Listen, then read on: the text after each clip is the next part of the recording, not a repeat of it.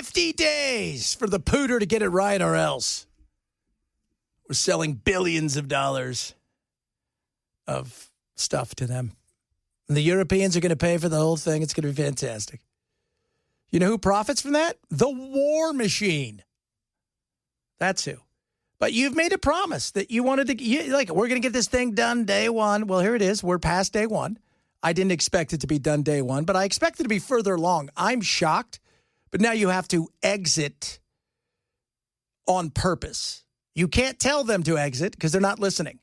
So now you have to push him over to the side and have him exit the facilities now because he is not stopping. I'm just seeing what's going on in Ukraine. It is a nightmare. They are not stopping. He is. I heard Trump say, he says one thing in the morning and then in the evening he does whatever he wants. Yeah, because he doesn't fear what's happening. So we're going to give him some more sophisticated stuff. We're going to turn him a little bit more loose. The goal is to push him back, to get him to the point where he has no choice but to go, all right, I want this done. Now, when does that happen? I thought there would be something in place by August and that peace would be achieved, come September. So is there a chance that could happen? Absolutely. Absolutely. But is it going to happen? Well, that's going to be an interesting thing.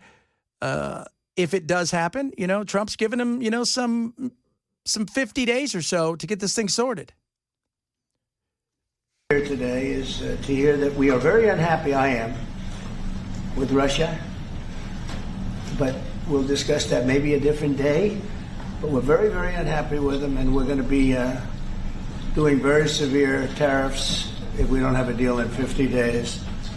And if you're going to do tariffs, that's fine. I don't know how much we're really buying from them, but what you have to do is you have to hammer the people that are the third parties. These are the people that will purchase on behalf of Russia and then sell it to Russia. And that's how everybody gets around stuff. Like China goes to Vietnam with their stuff, and then we buy it from Vietnam. And really, it's China stuff. Everybody makes a little something off of it. You have to figure out how do you put a real hurting on these other companies and countries that want to work with these countries who we're tariffing or going after. That's how you get them. Russia wasn't really hurt the way they should have been because everybody else was kind of willing to deal with them. And if you've got somebody else who's willing to go buy something for you, maybe you pay them a few extra bucks, but at the end of the day, you're doing okay, and nobody's worse for the wear in their mind. Yeah, you might have sanctioned them, but we didn't sanction the other people that are doing their bidding. Tariffs at about 100%, you'd call them secondary tariffs. You know what that means. But today we're going to talk about something else, and as you know, we've spent $350 billion approximately on this war with Russia and Ukraine, and would like to see it end. It wasn't my war, it was Biden's war. It's not my war. I'm trying to get you out of it. And we want to see it end. And I'm disappointed in President Putin because I thought we would have had a deal 2 months ago, but it doesn't seem to get there. So based on that, we're going to be doing secondary tariffs if we don't have a deal in 50 days. It's very simple. And they'll be at 100%. And that's the way it is. That can be more simple. It's just the way it is. I hope we don't have to do it. That's just the way it is. It's the great Bruce Hornsby says. That's just the way it is. That's what he's saying. I don't know what else you're going to do.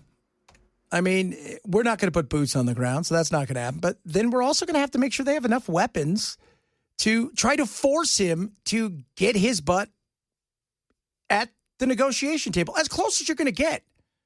I mean, these guys aren't ever, I think, going to be in the same room. Unless there is some big signing at in Switzerland. You mean Trump and Putin or Zelensky and Putin? Zelensky and Putin. Like, there would have to be, you'd have to be in Switzerland, some super neutral place. And you could, they're not shaking hands, I'll tell you that, because the Putin probably has one of those fake hands, and he takes it off, and next thing you know, Zelensky dies of a joy buzzer with arsenic in it. He's got one of those roses that he pushes the buttons and outshoots some sort of poison. Just do you remember, was it Kim Jong-un's brother, his half-brother? Remember when they had him executed? Oh, yeah, in the airport. At the airport? They told those girls it was like it was a reality game. reality show and they sprayed him with all that stuff and he ended up dying? Yeah. I mean, like, what? That's crazy. So this is all you have to do if you're him. And I know what you're going to hear. You're going to hear a lot of people go, oh, my God, here we go, getting involved in this, that, and the other. And why? Because Trump wants to get this thing done. Here's the one thing about Trump. You can say what you want about him. There's a lot of stuff, good, bad, and different. He's a human being, despite when some people, on the left want to think that he's some sort of monster. And some other people out there think he's the greatest thing in the history. He's a person. And he is somebody that is completely anti-war, and I love that. He's pro-peace. He's pro-peace because he likes business, right? It's tough, and he's not in the business of war.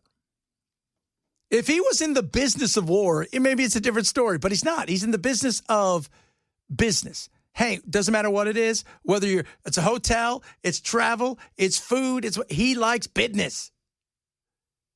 And he doesn't want business to go sideways. And it makes it hard to do business when you're blowing stuff up. Yeah, it requires stability. Not a lot of stability over there right now. There isn't. And they're coming hard. So this will be interesting to see how this plays itself out. But as I said last hour, you have to now force him off the on-ramp rather than give him the opportunity.